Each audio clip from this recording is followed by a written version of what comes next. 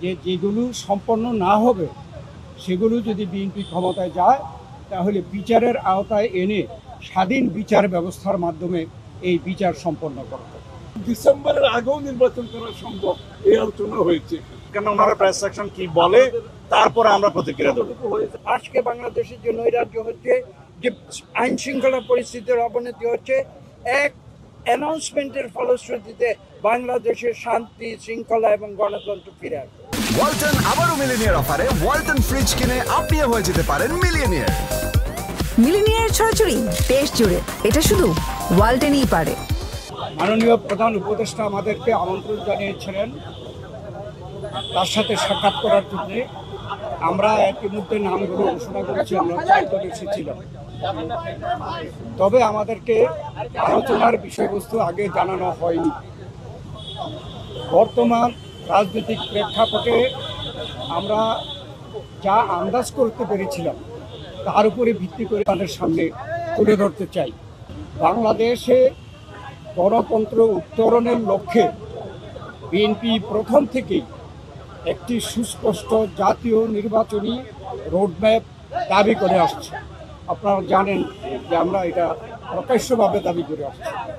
সুষ্ঠু, নিরপেক্ষ ও অবাধ নির্বাচন অনুষ্ঠানের উদ্দেশ্যে সরকারের নিরপেক্ষতা বজায় রাখার স্বার্থে বিতর্কিত উপদেষ্টাদের বাদ দিয়ে উপদেষ্টা পরিষদ পুনর্গঠনের জন্য আমরা দাবি জানিয়েছি। বিএনপির প্রতিটি নেতা কর্মী ব্যক্তিগতভাবে, রাজনৈতিকভাবে, পারিবারিকভাবে সবচেয়ে বেশি ক্ষতিগ্রস্ত হয়েছে আওয়ামী লীগের আমলে, বেশি দাবি করে বিএনপি। এই বিচার প্রক্রিয়া কোনোভাবে অসম্পূর্ণ থাকলে বিএনপি সরকারের দায়িত্বে যখন যাবে তখন বিচারের আওতায় এনে তা বিচার বিভাগের মাধ্যমে, স্বাধীন বিচার বিভাগের মাধ্যমে পরিপূর্ণভাবে সম্পন্ন করা হবে। নির্বাচন সংশ্লিষ্ট সংস্কার কার্যক্রম অবিলম্বে সম্পন্ন করে ডিসেম্বরের মধ্যে জাতীয় সংসদ নির্বাচন অনুষ্ঠানের জন্য দ্রুত একটি রোডম্যাপ প্রদানের দাবি আমরা জানিয়েছি।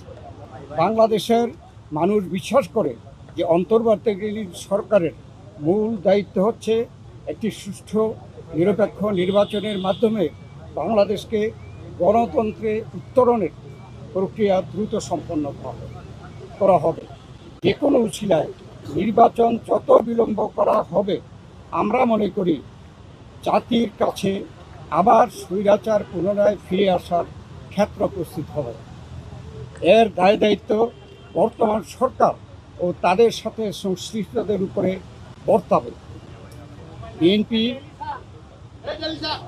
সম্প্রতি যে নানা ধরনের গুজব আছে, সেই প্রেক্ষিতে আমরা বিএনপির পক্ষ থেকে বলেছি, বিএনপি কখনই প্রধান উপদেষ্টার পদত্যাগ চায়নি, বরঞ্চ প্রথম দিন থেকে এই সরকারকে সর্বাত্মক সহযোগিতা করে আসছে।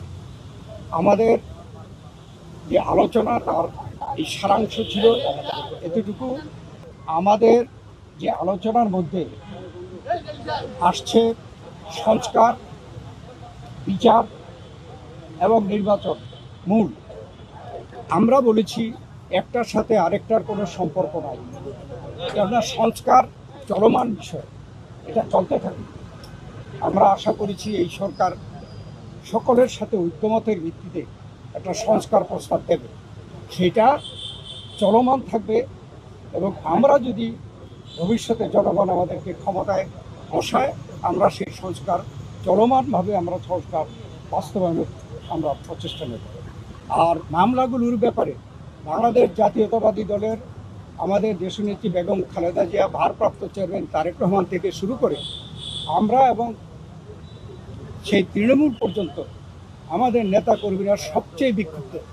আমরা এই স্বৈরাচারী ফ্যাসিস্ট সরকারের কর্তা ব্যক্তিদের এবং যারা দায়ী তাদের বিচার চাই। অতএব আমরা তো বিচারের পক্ষে, তবে বিচার ব্যবস্থা যে স্বাধীন চাই, আমরা স্বাধীন বিচার ব্যবস্থা, এই বিচার সম্পন্ন করবে।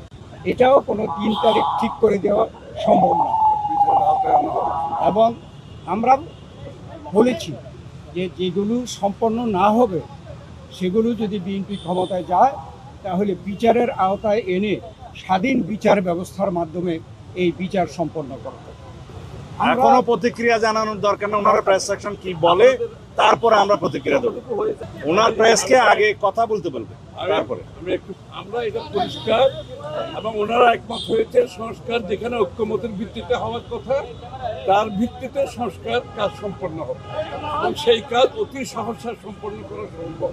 এখানে কোনো দ্বিমত পোষণ করেন না। বিচার ব্যবস্থা বিচার বিভাগ করবে এবং বিচারের আওতায় আনার ব্যাপারে যে আলোচনা হয়েছে এখানে ওনাদের কোনো দ্বিমত নাই। সুতরাং ডিসেম্বরের আগেও নির্বাচন করা সম্ভব এই আলোচনা হয়েছে।